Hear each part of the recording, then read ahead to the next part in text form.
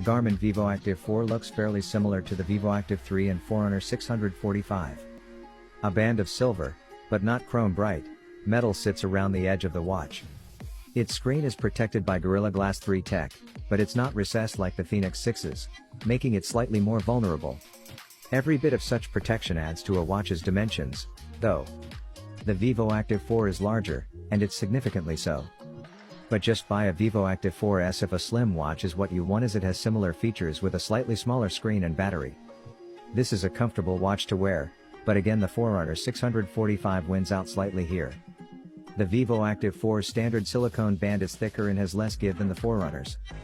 The lighter and smaller a watch is, the less likely you are to notice it is even there on your wrist after a few hours.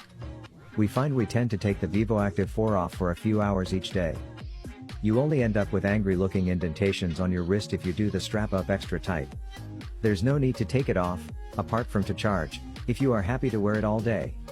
The VivoActive 4 has 5 ATM water resistance, sufficient not just for showering but swimming too. The Garmin VivoActive 4 has a 1.3-inch screen of 260 by 260 pixel resolution, the same specs as the Fenix 6. This display won't look too impressive to those who haven't owned a Garmin or similar watch before.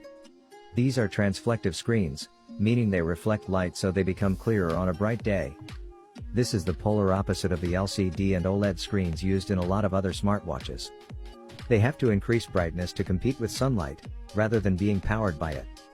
The Garmin VivoActive 4 also emits light, so you can see the display in a dark room. But this light only comes on when you interact with the watch or give it a wrist flick towards your face. This screen uses very little power when non-lit, and displays content 24/7, until the battery dies. This is still the best kind of screen for outdoor run training. You don't have to worry about flicking your wrist so you can see your pace mid-run. It's just there, on screen, the whole time. And there's no battery tax involved.